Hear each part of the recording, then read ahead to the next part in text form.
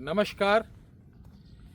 दक्षिण भारत में आज आपको हम ले चलते हैं और दक्षिण भारत की एक ऐसी विद्या जिसे बोलते हैं कुंडू विद्या। कुंडू विद्या का अर्थ कि ये किसी चीज में बंधन करने में, खींच कर लाने में और अच्छे बुरे की पहचान कराने में, सत्य असत्य के बारे में एग्जैक्ट क्लियर बताने में ये सबसे उत्तम विद्या है जिसे बोलते हैं कुंडू विद्या। अब ये विद्या का समय 19 जनवरी से प्रारंभ हो जाएगा, चूंकि गुप्त नवरात्रि जो तंत्रोक्त 10 महाविद्या, तांत्रिक सिद्धियों को, देवी को प्रसन्न करने के लिए, पराशक्तियों को अपने बस में करने के लिए, अनुष्ठान द्वारा बड़ी शक्तियों का आवाहन कर कर उनको अपना आराध्य बनाने के लिए ये सबसे उत्तम समय है। यह गुप्त नवरात्रि है कि हमारे कामाख्या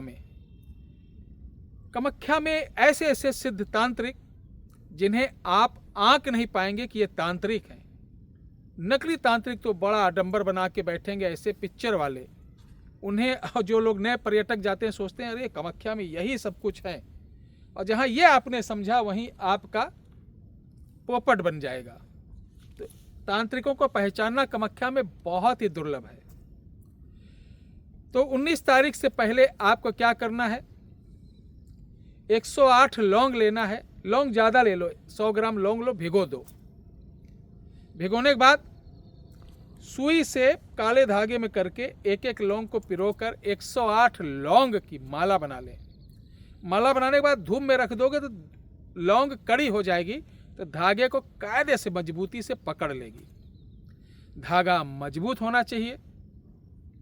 अगर आप उसको छेद कर नहीं बना सकते हैं तो एक एक लौंग को कायदे से बांधकर, हमारे यहाँ बोलते हैं सकर मुद्दी, यानी राउंड करके गांठ लगाना।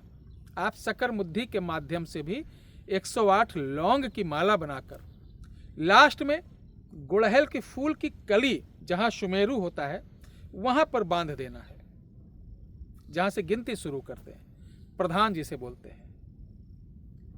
अब ये माला बन गई।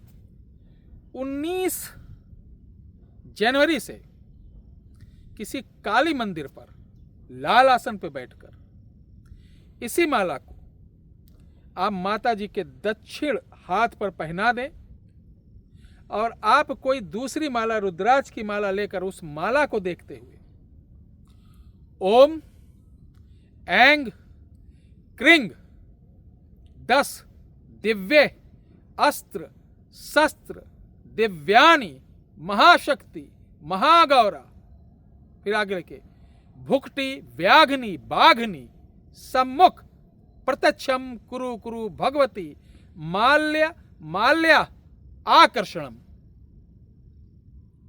इस मंत्र को मैं लिख नहीं सकता चूंकि इजाजत नहीं है।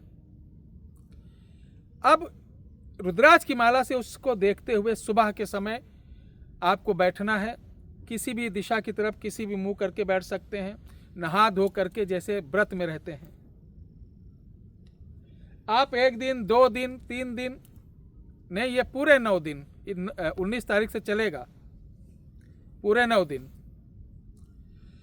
9 दिन आपको इसमें 3 माला देखते हुए करना है, और उसके बाद हवन सामग्री से 1 माला से हवन करना है।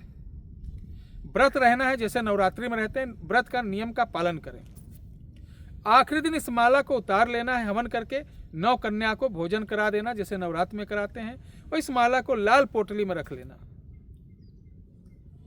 अब जब भी कोई काम पड़े आप इस मंत्र को इस माला से जाप करके 108 आहुति दे देंगे, वो काम आपका हो जाएगा।